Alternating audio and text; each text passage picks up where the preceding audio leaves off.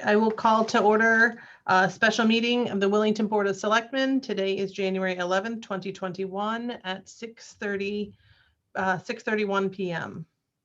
The first item on our agenda is present to speak. Is there anyone present to speak?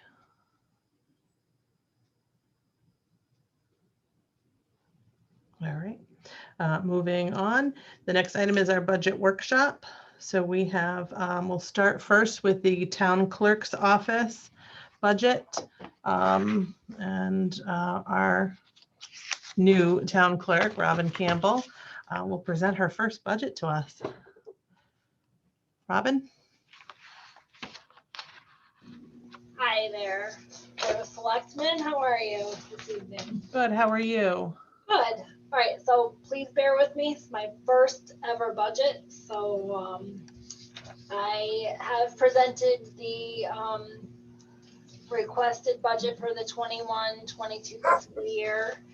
And I kept everything flat, and I finagled a bunch of things around. Well, actually, I kept everything status quo except for the 2 salaries, as you can see. But everything else came in at 0. I see an increase in election expenses. Oh, yes, I did increase that, but I think I offset that with, I think I had savings in one of the salaries. Right, with the difference between our previous assistant and town clerk and our current staff. Yes. Okay. What I did was I decreased the new incoming assistant to 25 hours instead of, I think it was 32 hours or something. So the new town clerk, and it was at a step 1. Okay. Are there, so is that just straight 30? I'm sorry, it's 4 days a week. So 24, is it 24 hours? Is that what it is? 25 hours. 25 hours. Is that straight 25 for 52 weeks? Yes. Okay. So if there were weeks where you were on vacation, would there just be a day the office would be closed? No, she would work actually, but I have in the, if you see the miscellaneous expense at the bottom, the 151,890, that would cover, like, it's not, it's going to be maybe, I'm thinking max, unless I get hit by a bus or, pending any, COVID changes. unforeseen circumstances, you're probably looking at maybe 5 days tops, and that's the high. So that wouldn't be, it's only a couple $100, and the 890, I could absorb that. Okay. Do you think there's a chance your election expenses would change if some of the changes we saw implemented in this past election were implemented going forward as a norm instead of a special circumstance? Absolutely.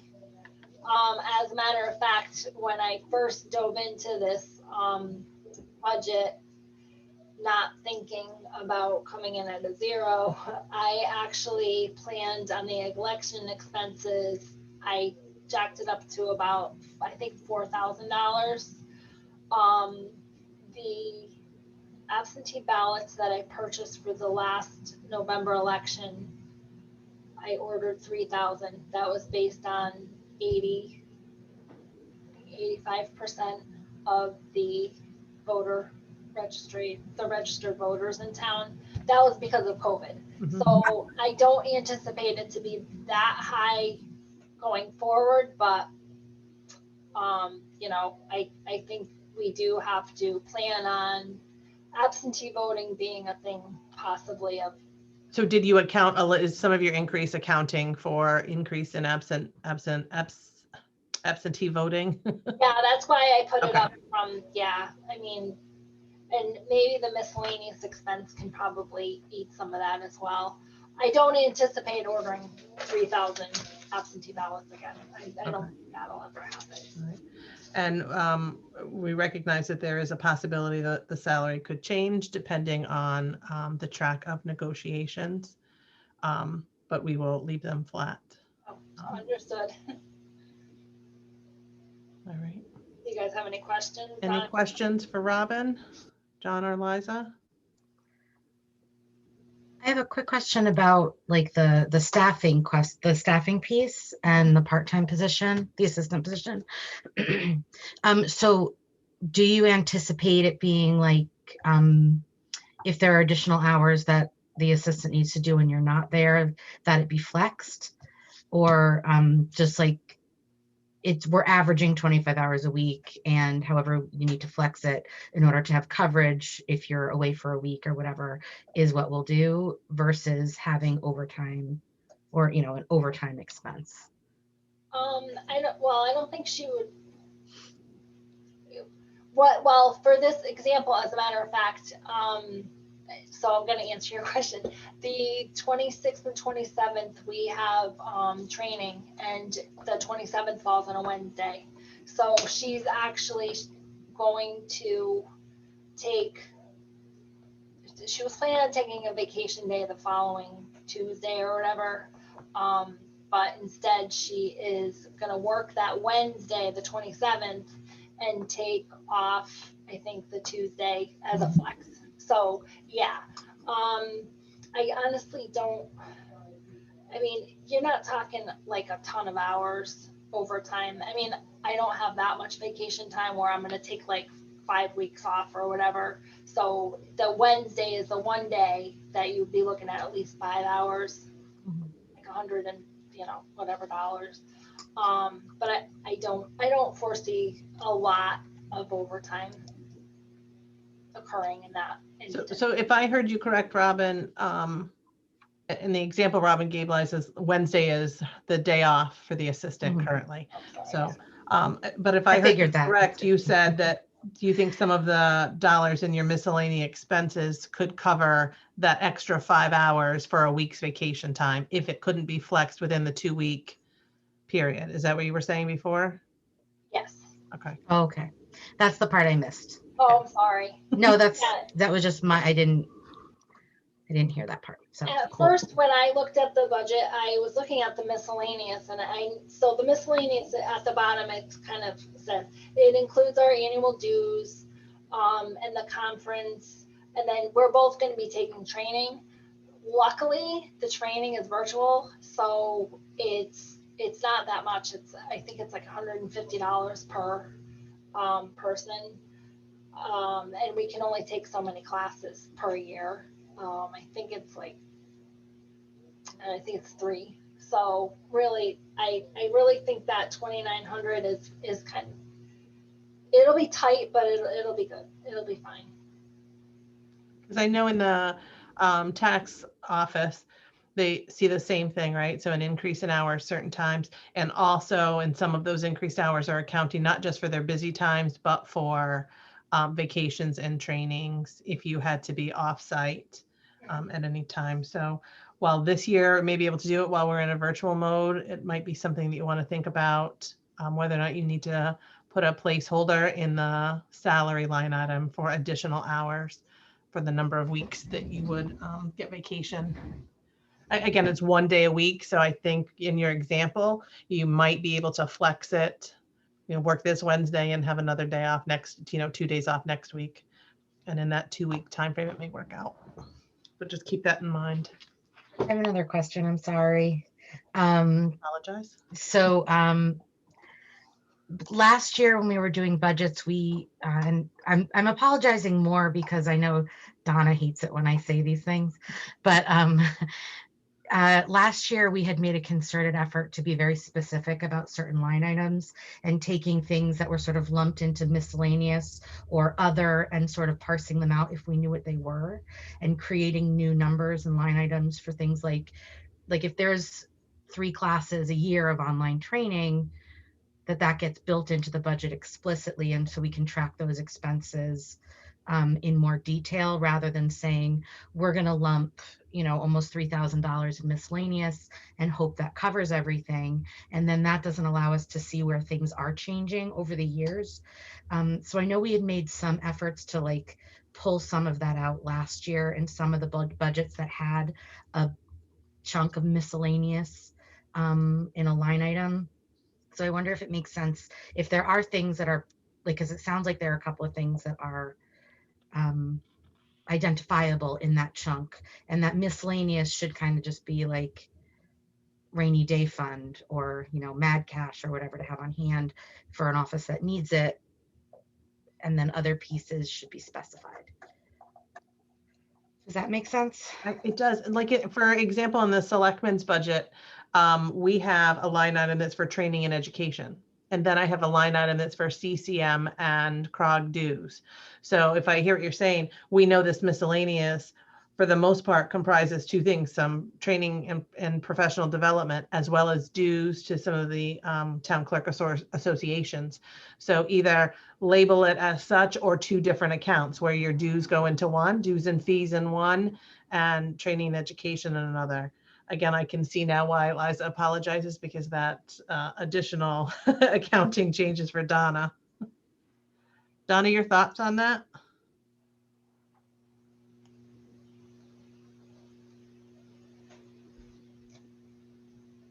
She quit. She's like, forget this. No more account. There she goes. Oh, Here we go. Oh, you need to get her. Donna, we need to get you one of the cameras like Robin's using. We can see you. She's muted, so. Yeah. Okay, how about now? Now we can hear you. Yeah, no problem. I can make a training and education line item for Robin. and the dues. Would it make sense to separate them to training and education and then a dues and a separate, similar to other departments, or all in one, and give it that name, and then take those dollars, maybe Robin, and put them into your assistance, account for the number of hours you think over the course of a year you would need more than 24, and build those into the salary line item to keep it a lot more clear and a lot more transparent. Okay. And just like, I think one of the main, I think, objective of doing it that way wasn't necessarily just to create all of these additional line items, but really, if we're looking over the course of 15 years, we can really do a better job of tracking what expenses are going where. And something like miscellaneous, if it goes from $2,900 this year to $5,000 next year, it's better to see where that money is actually going, if it's actually for specified stuff. So it's just better, I think, for tracking over the long term.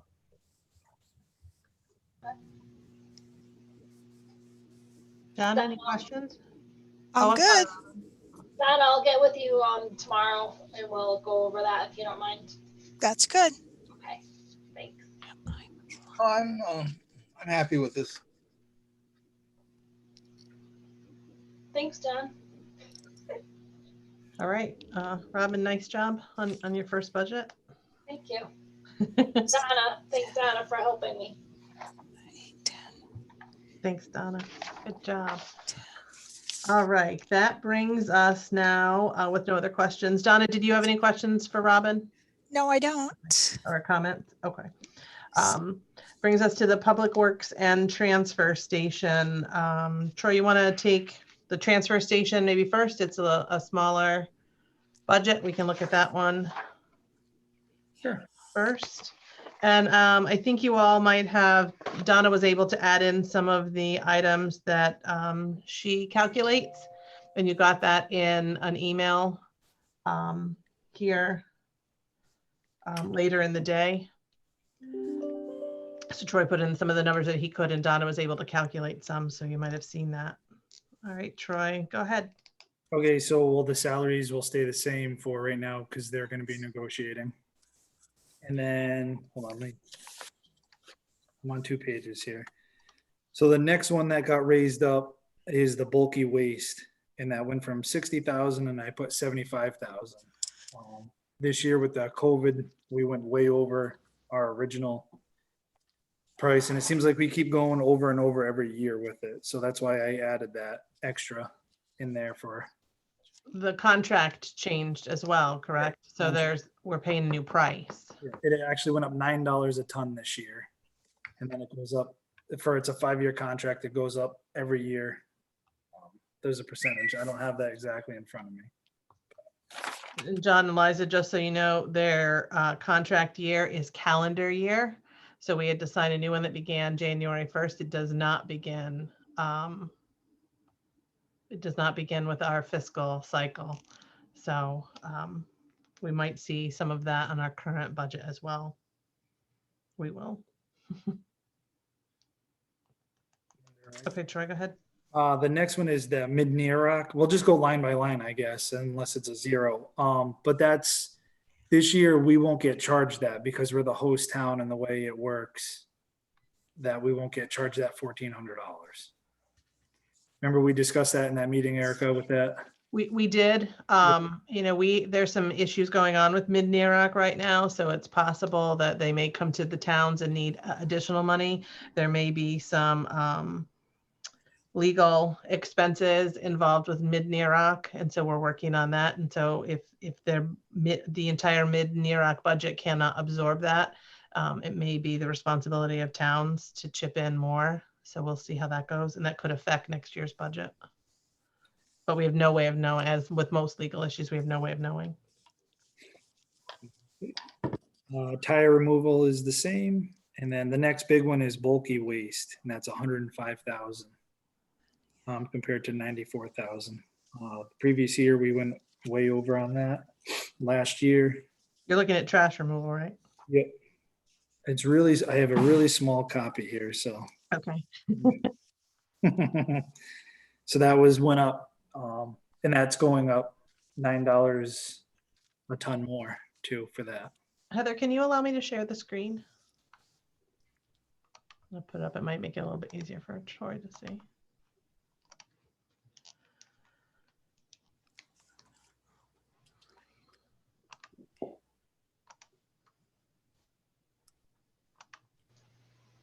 Do you have it now? I do. Thank you.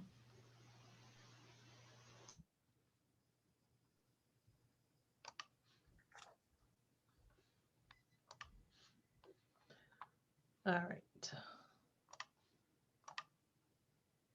Currently at trash removal, correct? Yep, trash removal, yep. Okay. So, trash removal. Waste oil. See if I can do this better. Waste oil is the same. Then rodent control, we kept at 0. Then the well monitoring, that contract is done. And last year we had that ended. So this year it's actually $8,700 for the contract this year to do the well monitoring. That's why that one went up. And toilet facilities are the same. General supplies, I added $1,000. There's some stuff, there's some guardrail around there that needs to be repaired. So it just kind of look more maintenance stuff there that we need to do there. That's why that went up out of the general supplies. Electricity, drinking water, permits, and I think pretty much that's it. It was just those couple big items there that went up. All right. So the 12.5% increase, you can see a $29,000 increase. The cost of removing trash significantly increased. Troy spent some time going over the amount of bulky waste we've hauled in the last 5 years, taking this past year out of the equation because it's such an anomaly. It was so increased, and we saw that across the board, to try to get to a decent figure to try to budget for. I'm not sure how much more people can clean out of their homes that they have it in the last 10 months. So, hopefully we'll see that Challenge accepted. accepted. First Yes, selectwoman our resident Wyszynski. home makeover project person. So hopefully we'll see that kind of stabilize a little bit and that these numbers will be spot on. We, went to the Board of Finance with some significant increases at the end of the last fiscal year to shore up those numbers. And you can see in the first column, I'm gonna go over here, in bulky waste, we had budgeted 52,000 and it was adjusted to 69,278, and that still fell a little bit short at the end of the day. So significantly more in how, trash removal went from 85,000 to 101. We were a little bit over in our calculation, under in our calculation there, so that worked to our favor. So although it's a significant increase, we must, one of the services we provide as a town is a transfer station and allowing residents to bring in their household and bulky waste. So unless we change the model of our transfer station, these costs will, we need to absorb. And again, I'll remind you, the 2 employees in the transfer station line item here and here are union employees. So this may or may not need to be adjusted depending on. Questions, Liza or John? Just 2 a couple. things. Oh, you Go go, ahead. John. Okay, just a couple. On the general supplies for repairing the guardrails there, shouldn't that be under maintenance? Whatever you're gonna budget for that, shouldn't you put that under maintenance? It's just supplies to buy to fix the guardrail. So that's why, it all depends. There's some corners there that need to be fixed. Some concrete needs to be poured. There's some stuff that needs to be maintained up there. When we get inspected by the state, they give us a punch list and we have to So fix it's a little bit of a question about whether you should budget it in maintenance or budget it in supplies. Yeah. I see that we have to do it, but then next year it wouldn't be going into general supplies and maintenance. I think it should be under maintenance, but it's not a huge deal. One other thing, I'm missing something here. What's happening with electricity here? Why is it being? Who's paying our electricity now? Donna? We have a contract, and I think the vendor is Direct Energy.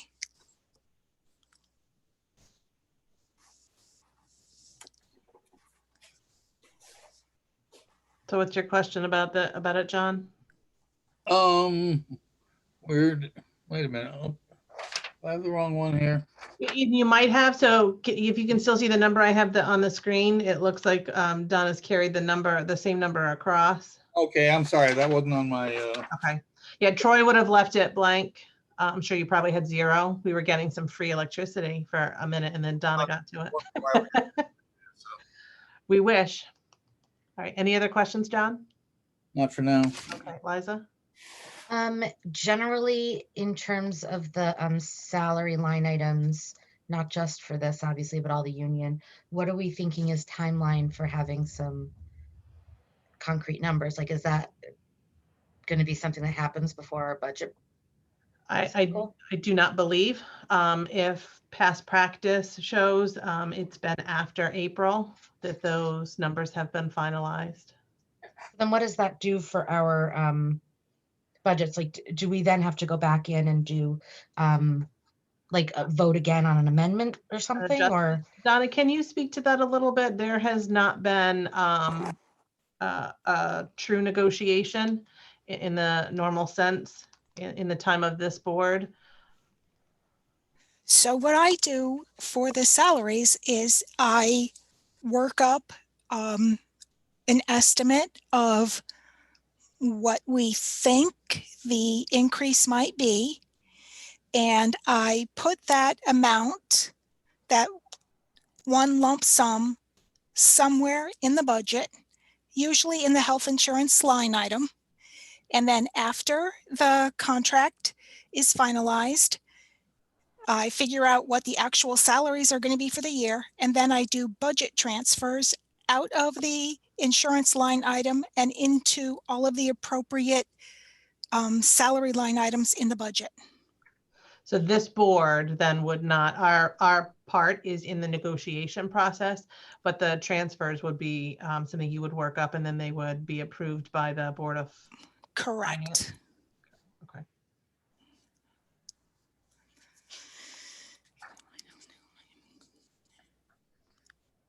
And then my second question or comment, Troy, is that I continue to be disappointed that you don't get a cat for rodent control. So I feel like you I keep know there's missing. 2 of them right now, so maybe I'll bring them up. There you go. I think it's such a minimal request that I'm making. But then we're going to need a food line item. Town cat. No, because it's catching the rodents. It'll be fine. We must feed the cow. That's all we're going to feed them. Rodents and creatures, yes.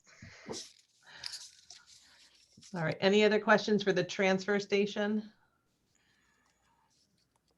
All right. Let's go up to the biggie. And all right. So I guess we can, it's safe to say you left all of the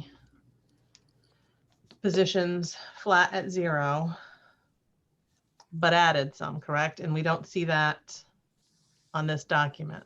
Yeah, that's, yep. I'd like to add 2 more positions, and I'd like to add Jay, my assistant, there another 10 hours.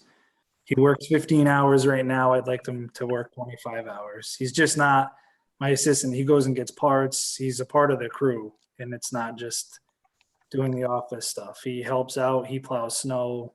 He's very beneficial to our to the highway department. And you're suggesting 2 additional laborers or drivers? Just laborers? Just laborers, yep.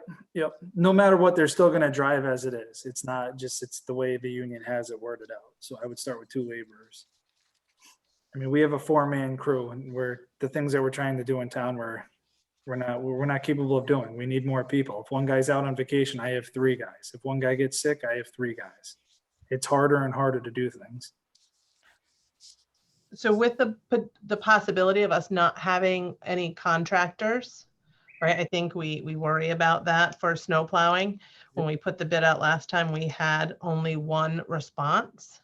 And that current contractor has indicated they do not intend to bid going forward. I don't know that we won't get any bids. We would still put it out to bid if that's the plan we go with. But if we were to plan for contractors and get none, then we would need a driver, correct? Yep. So is your suggestion still to just use a laborer as a driver or hire a new driver? Well, you could hire a new driver. Budget for that cost. Labor is cheaper, so he would get an upgrade if he does drive. So most of the time he would labor, and then during a snowstorm, per their union contract, they would get driver rate. So that's where.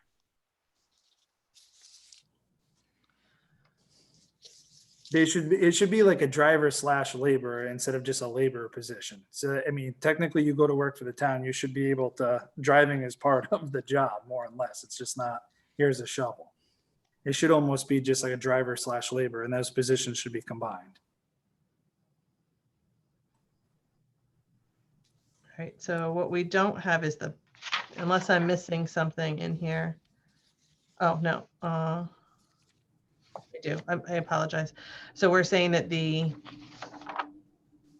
dollars impacted directly into this budget would be $10,488 for the assistant position, and then an additional $47,465 for each new employee. Is that correct? Yes, and that doesn't include the insurance and everything else that was sent out. That's just And Donna shared with us those dollars, that would add an additional between $5,908 and $5,908 and $32,148, depending on the level of insurance coverage of the staff member. And so those dollars are represented in the selectmen's, but in the insurance line items. and tax line items that they go with as opposed to in the public works.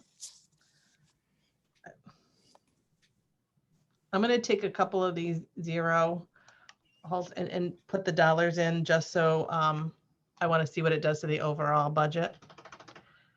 If you'll all humor me for a moment so that we can get a big picture of exactly what Troy's asking for.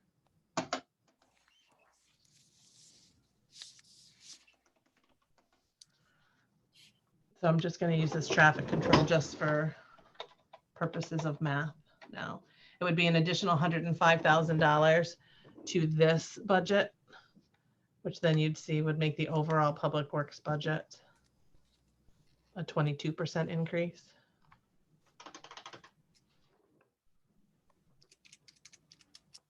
I think we talked about this last week, a little bit more visual, and so just wanted to see that kind of number for a final 105,418. I'm going to highlight it so that I know that I put it in there.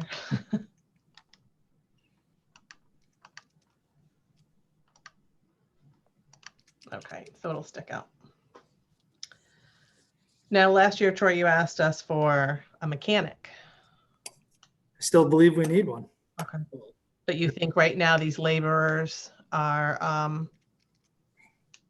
a little bit more important, or do you? Yeah, I mean, I think we've spent a fair share of money, with the fleet, and hopefully we get some new vehicles this year. I mean, I still believe we do need a mechanic. Red's doing a good job, but some things are out of his league. So, and I don't believe you're going to get a mechanic that's going to work for $25 an hour either to do what we're doing here either.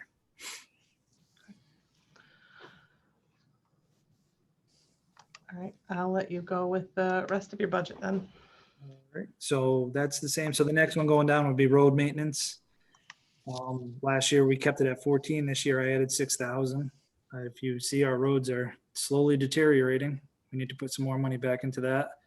Out of that account comes the catch basins, curbs, anything like that, covers. So that's, added pipe. We use pipe that comes out of that line item. So it's, last year we did like 1,200 feet of drainage on Fisher Hill. So this year I'd like to do some more drainage in some other spots. But Do the guardrails that need to be replaced, do they come out of that line item? they do, and that's why I kind of raised it a little bit. It costs money for those guardrails, and it's expensive. So not that we can fix everything, but we could fix some of the spots that need to be fixed around town with that. Okay. All right. So then the next one is the vehicle maintenance. As you can see this year, if that's a correct date, I spent $43,000 already working on our trucks. If we don't decide to buy new trucks this year, that's going to be even more for next year. So we use it. That's,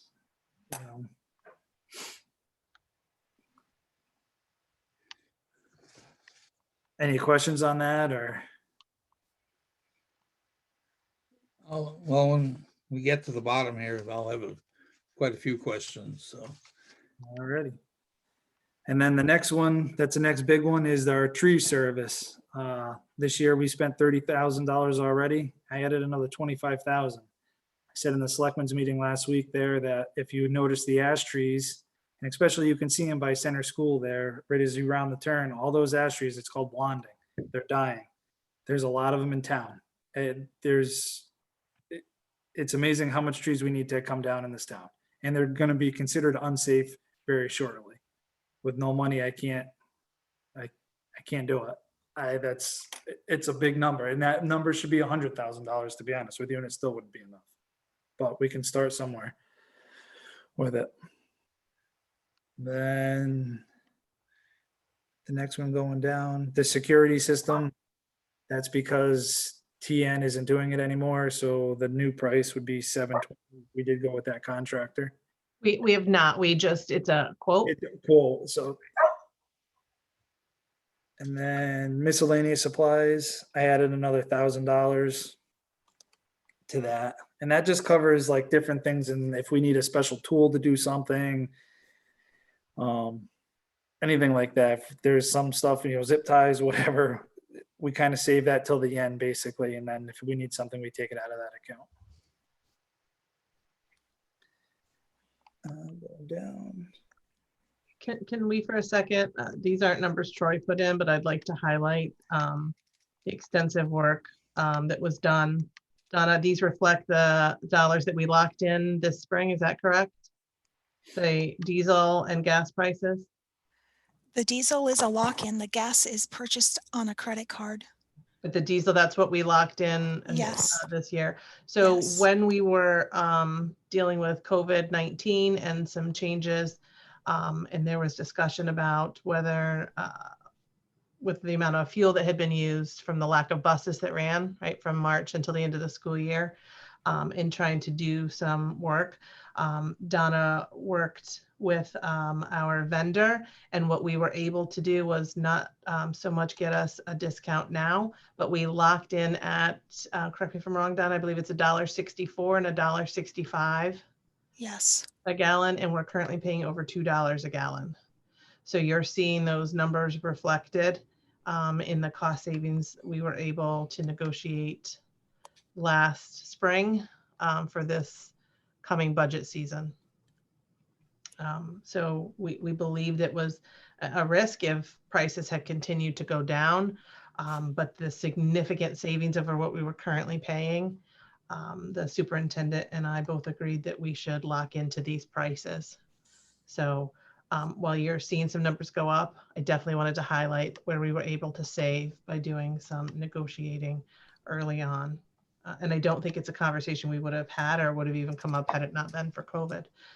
So if we can find a plus side to this pandemic, that's it. Okay. The parts and supplies. Parts and supplies, I added 2,000 to that. That's anything does with the trucks for parts wise, oil filters, windshield wipers, windshield washer fluid, the def fluid that comes out of that line item. And the next one down, the asphalt.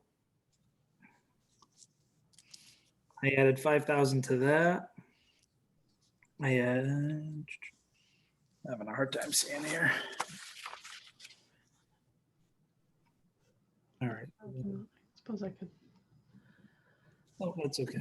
I need my glasses. So then crack seal, it looks like you've increased crack seal $3,000. Yeah, crack seal. And that's before you chip, you got to seal the cracks, so the cracks just come out from underneath it. So we were fortunate last year. We did some in the spring, the fall this year. So we'll be ahead a little bit, but if we can keep getting ahead, we can get more roads done. Then let's see the next. Hold accountable for that number. That's the number I put in place. And then the equipment purchases, I raised that one up quite a bit. I'd like to get another Connex box, and then I'd like to get a side dump for our backhoe or the loader. And that means the bucket dumps in the front instead of the way it does now, it just dumps, where this one would be, it dumps to the side. And we can use that to like put asphalt down or to curb. Currently right now we use a truck with the chute, but we ended up replacing a motor on the truck. It's not designed to run asphalt through the bodies of the trucks. So with this, we can dump it in the truck, dump it in the side dump, and then go down the edge of the road. It's easier for loom, stone. It would have worked out nice with the drainage, putting stone in the ground when we put the pipe in. So it would be beneficial. That's why I raised that up to that amount. And the next big one. Significant amount in lease payment principal, Donna. Are we, is something falling off lease completely? Yes. Okay. Thank you.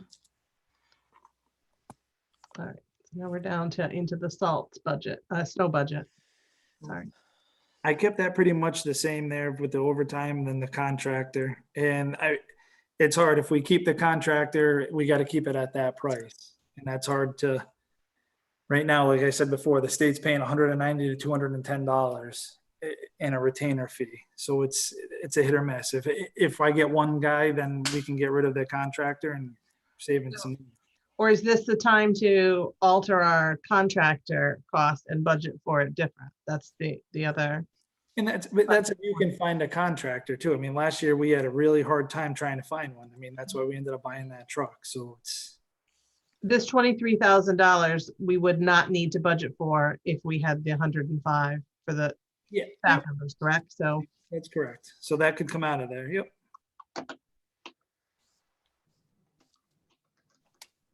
so that 105 would suddenly become 82,153. And I'd be happy with, I'm going for 2 to go big. If I can get 1, I'd be happy with it. It's 1 extra person. All right. So the difference we would need would be 82,153 because we already have some money built in for a contractor. But you're saying it's one or the other. If we have the laborers, we don't need a contractor. Correct. Yep. Yep. And then the next big one is the salt. I added another $7,400 for salt. This year we've gone to a 3-to-1 mix instead of the 2-to-1 mix. Seems to be working. The MS4, the state's pushing the pure salt. So this way we can slowly start to go with the pure salt. I do agree that we need the sand, but the salt is the way to go. And it's less sweeping. Our sweeper is in need of dire repair. It's a cost savings. It might look a big figure now, but it's a cost savings in the long run. And Now we get into chip seal.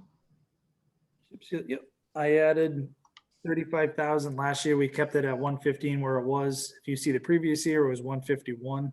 So I'd like to do some more miles of road with that. Then same thing with the asphalt. I raised that up. I'd actually like to do some milling and paving this year instead of just chipping, or do some full depth reclamation where we grinded the road all up and put down fresh asphalt. So that's why I raised that up. And then the crack seal, I raised that up. You can see I spent $21,000 this year, and I'm going for 30,000 to see if we can prep the roads and try to get ahead of our roads instead of falling behind. And I think that's it.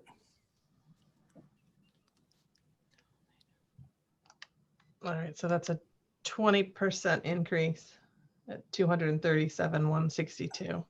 Questions? John? You're muted.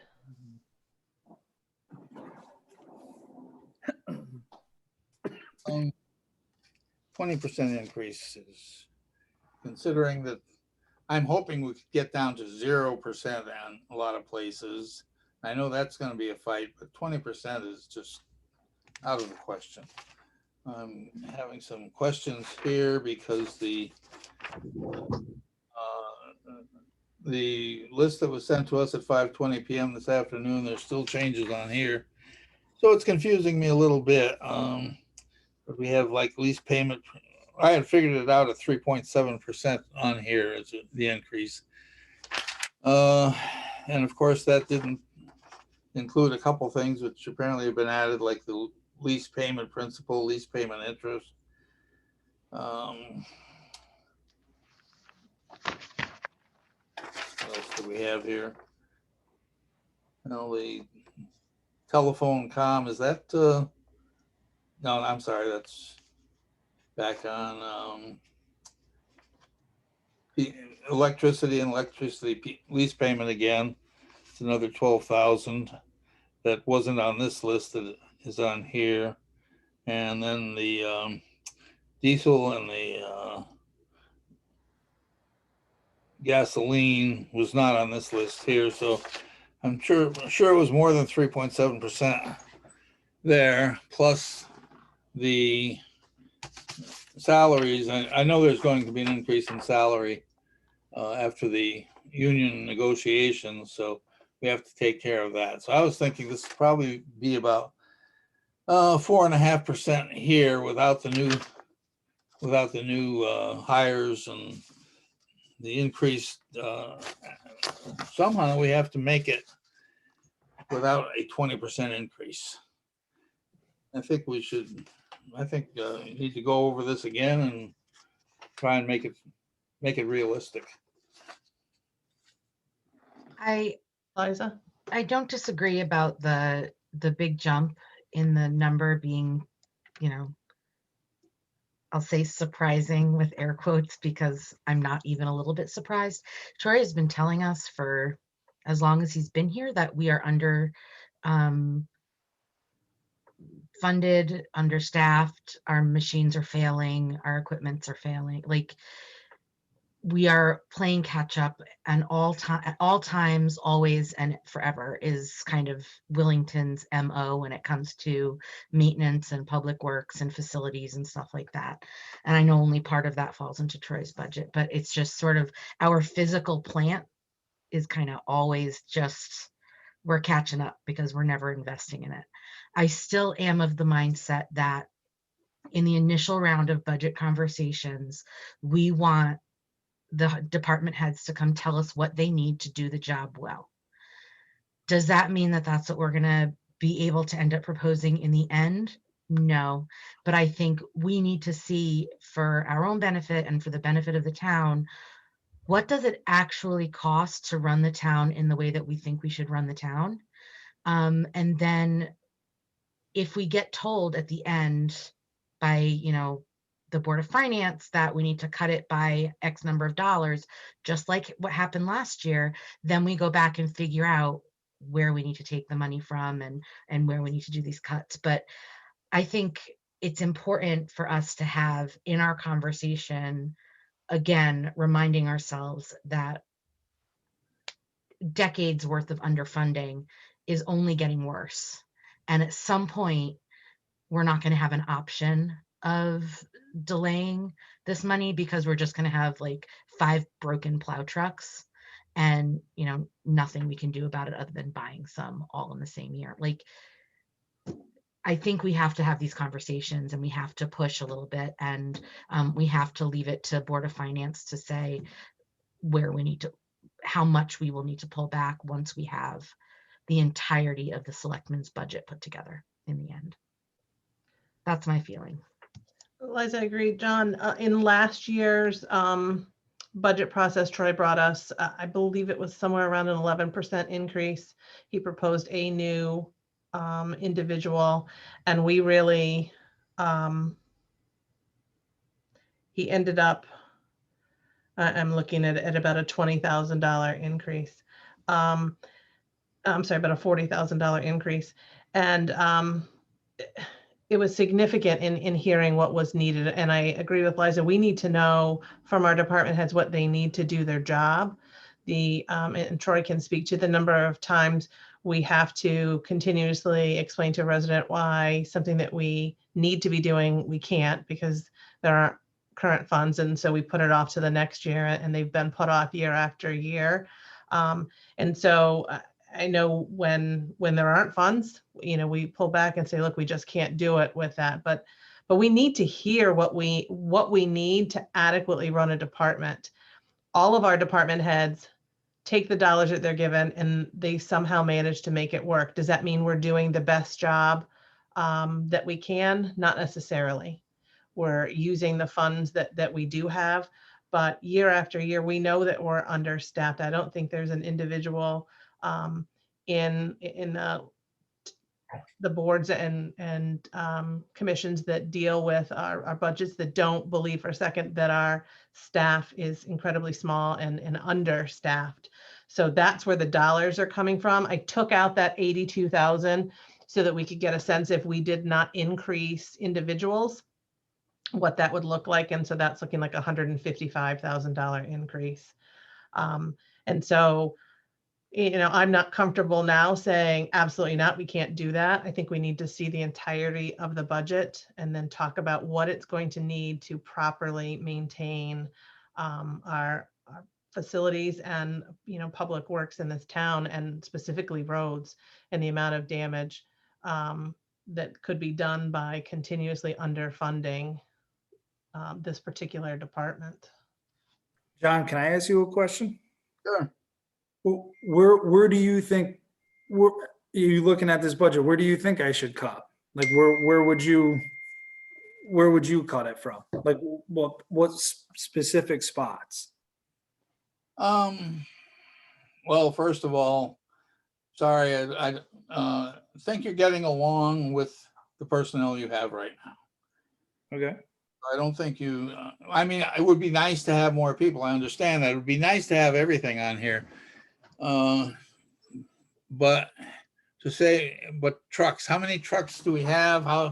How bad are they? The question came up a few months ago and I think kind of got dropped. Can we buy new trucks now? Because we don't want to wait for them to come up on CIP because they're staggered on CIP. Until then, you know, can we make do with the trucks we got? Because to buy all new trucks now, sure, we could do it, and then we'd have all new trucks for a couple of years.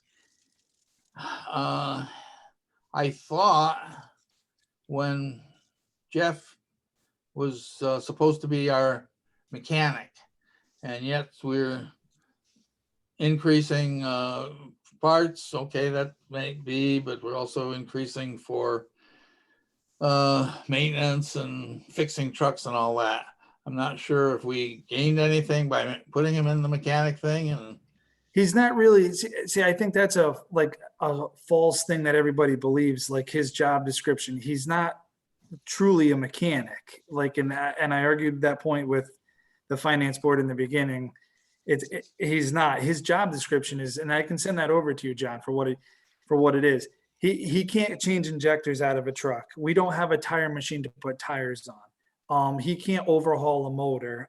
We've had sensors. He can't, and I'm not knocking him. He does very well at what he does, but he just doesn't have the training on with running a computer to say some light came on in the truck and we have no way of fixing it. So now we have to send it to somebody to have it diagnosed, and that, you know, it costs $500 to diagnose it. And now when they diagnose it, we can't fix the issue. So that's, you know, he changes the oil. He does, you know, preventative maintenance now that, you know, we're keeping track of with the oil changes and all this stuff. But the bigger motor jobs and the bigger stuff, he can't do. And that's nothing against him, but he physically doesn't have the training to do the work, to do that type of mechanic work. So that's why those budgets are getting increased.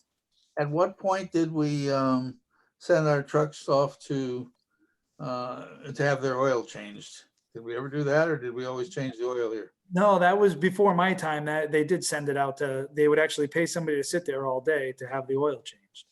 Oh. And so you lose a guy there and it costs, you know, $600 to have an oil change done from the factory versus where we can do it for probably 100. Really? No, I'm not, and I'm not going to try to say, okay, you can save $10 by I don't know, having somebody wash the truck by hand or something. I'm not going to get into that. The point is that we're entering into a depression, and every year it's the same thing. Everybody needs more money, more money, more money.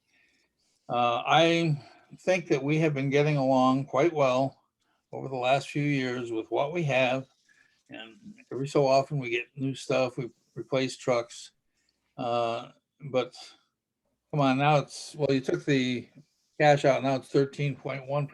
I wanted you to be able to see for comparison, right? So this is what it would be if this board did not move forward a budget with 2 new laborers.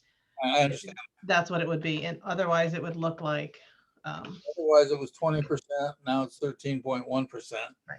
That's still just.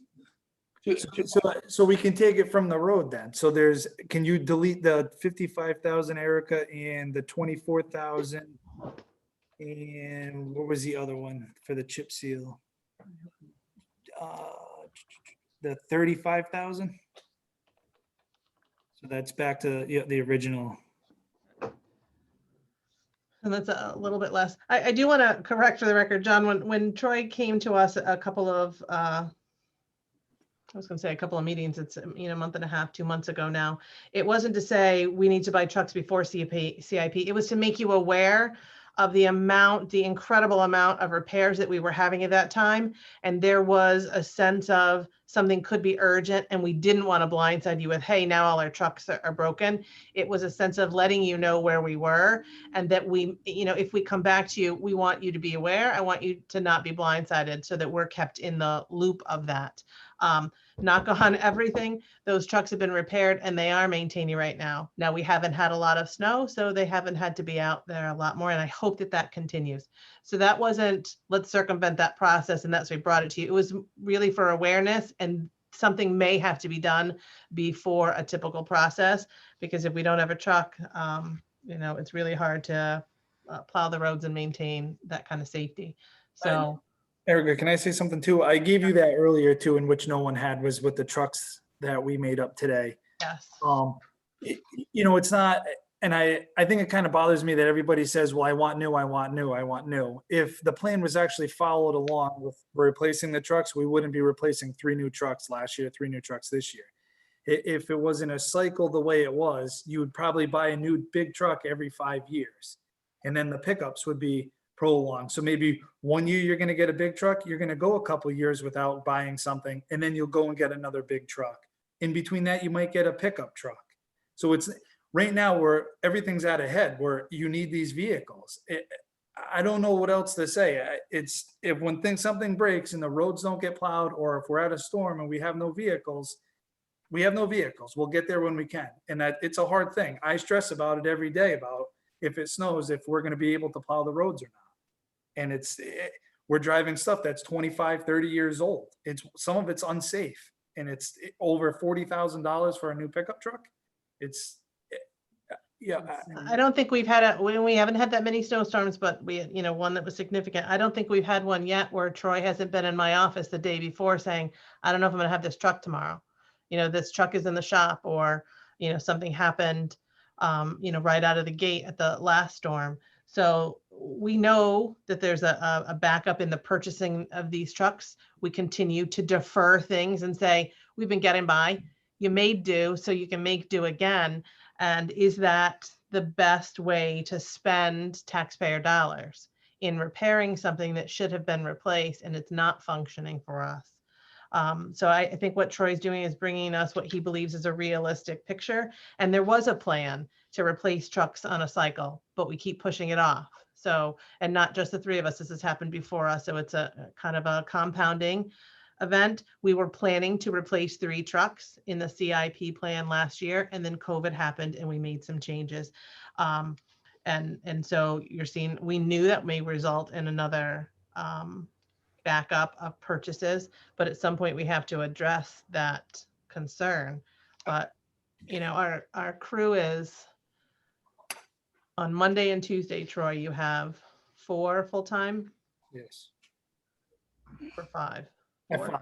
Yeah, Monday and Tuesday is 5, and then Wednesday, Thursday, Friday we have 4. It's 4. So at some given times during the summer, recognize that Troy has a crew of maybe 2, because these gentlemen have a very small window of when they could take a vacation, where it's not all of the work we have to do and cram into the few nice weeks we get in Connecticut in the summer, spring, fall time, and then where there won't be storms and they don't have to be around. So that causes a lack of folks. At some point, John, and you may recall, when we went from additional staff members, cut them out of the budget, and chose to go with contractors. The contractors takes care of when we need them on the road for a snowstorm, but it doesn't take care of the work that they were doing prior to that to help maintain the rest of roads in the town. It's part of every organization. At some point, you have to make do with what you have and try to keep it up. And that's, I think that's where we have to be. We're going into a depression right now. And I don't know. I mean, I'm no economist, so I know things are not great financially, especially when it comes to like the COVID relief packages, not giving anything to municipalities. So, so I know things are scary, financially speaking, just in general, and also specifically for us. I think having this conversation at this point,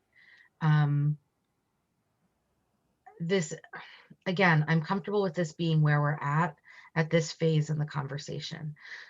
because a couple of things, and we said it in a couple of different ways already, and I'll just reiterate, you can't keep making do in infinity. I have been on CIP and been in the part of the conversations of CIP where every truck purchase from year 1 gets pushed out to year 2, or better yet, year 5, right? So I've been a part of those conversations. We defer, and then there comes a point where it's a crisis and we don't have the option of deferring anymore, or we do defer, and then things just kind of come crashing down on us. So I think we need to move forward with what Troy is proposing at this point as the optimal budget. And then when we come around and have everything at the end and see exactly where we are, that's at the point where we always go back and say, all right, we've got to pull back. I mean, this is what we did last year. We've got to pull back $113,000, I think the number was, from the Board of Selectmen's total budget. And then we did that. But at this point, I think cutting out these purchases that we've been told over and over and over and over and over again are critical to our infrastructure is not helpful to our overall conversations.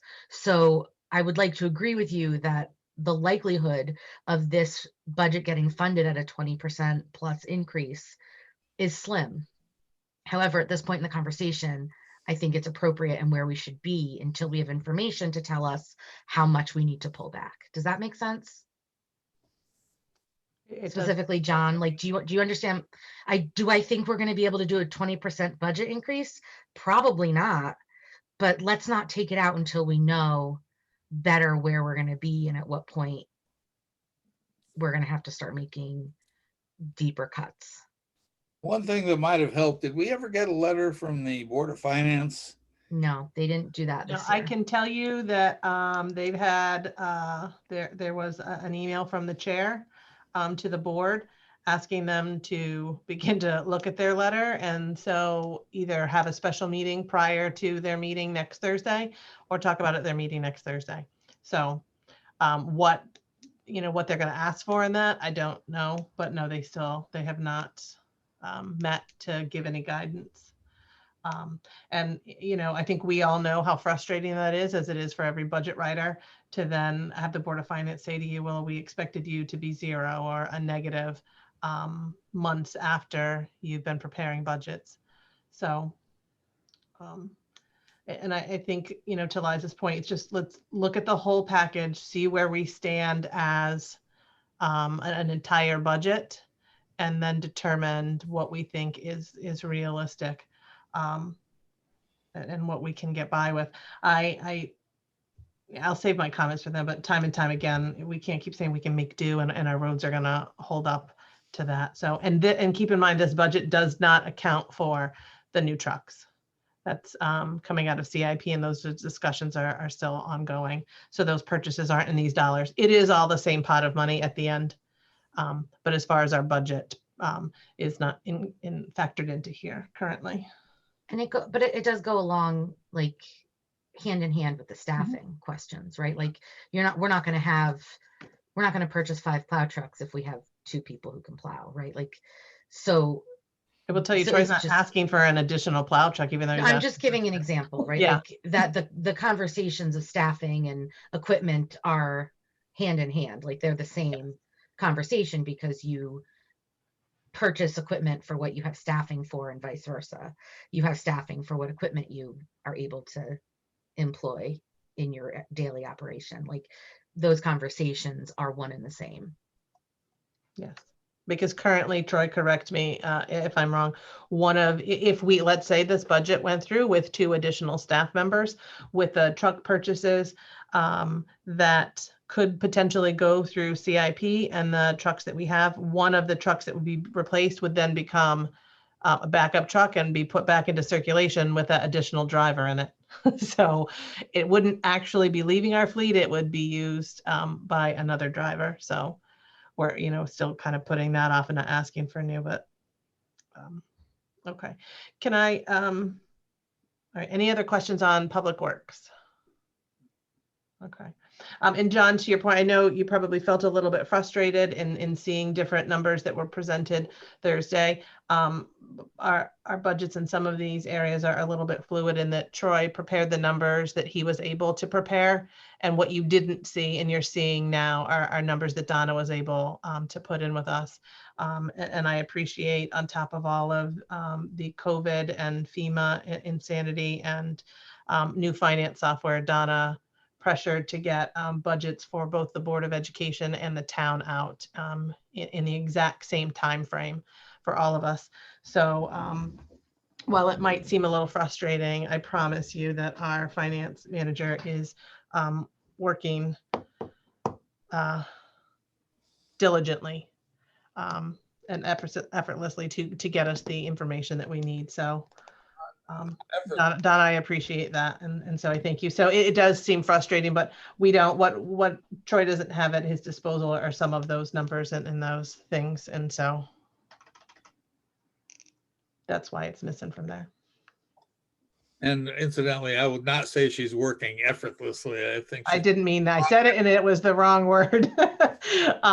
So yes, correct me. Donna is working tirelessly on these budgets. They all come due at the same time. She is one woman putting in an incredible amount of time. Donna, it does not go unnoticed, and we appreciate it. All right.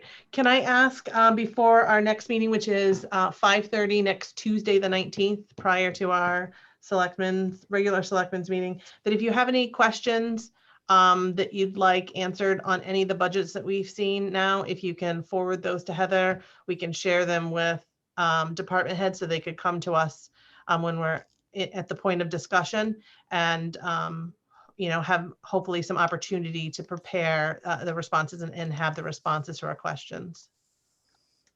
okay. So if you know you had anything specific to forward those on, and that way we could have a conversation where they're prepared with a response for us and the numbers at hand. You mean for those we're seeing next week, or anything? So anything if you, after we've okay. talked about this, right, you might take your time, go back and look over it and have some questions. If you have them and we can get them to those department heads prior to us sitting down at the meeting, we could give them the information that we're seeking, and then they could be prepared to answer those questions for us at the point where we're talking about general discussions. Oftentimes we look at them here, we ask our questions, and then afterwards now we have, several other questions. And if we can help with have them prepared with the responses, I think it would be more beneficial to our conversation. I assume we're not going to discuss the senior center tonight? No, I'm moving on to the senior center. I just wanted to make that note. So senior center, we did not get anything specific from any individual at the senior center. Donna, did you have any communications? Oh, yes, I talked to Joe Pietek today. Okay. He's not doing the budget. I'll be doing it for him. Okay.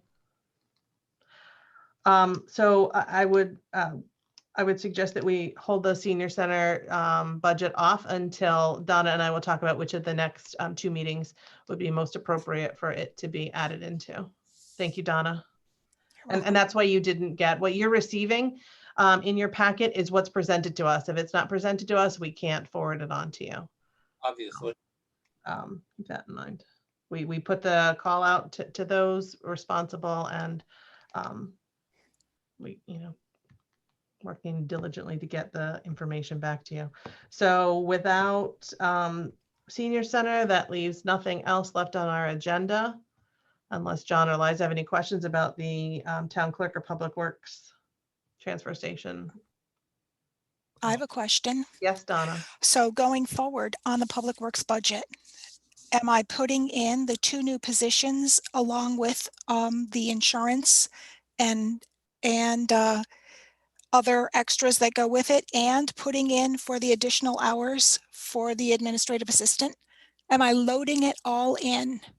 And when I get to the medical insurance, would I take the worst case scenario and budget for family?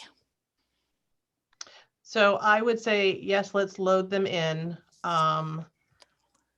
And it's either, from family, it goes to E+1. Is that correct, Donna? Yeah. My thought is worst case scenario. John or Liza, do you have a preference? I'm worst case scenario Okay. always. Yeah, I agree. And I'd then, rather see the higher number. however, like, as they would be new hires, right? Like, they don't need to, like, the budget, I'm sorry, the salary line item stays in this budget, right? Well, all we could use is what we're currently on that pay scale. So for a laborer, all we could use is the number we have in the current contract at step one, because they would be here in step one. So we'd use that number.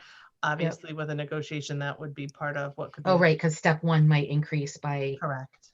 however much an hour. Yeah. So we'll use the Gotcha. 21. Okay. We'll use the 21, 22, the 2021 number.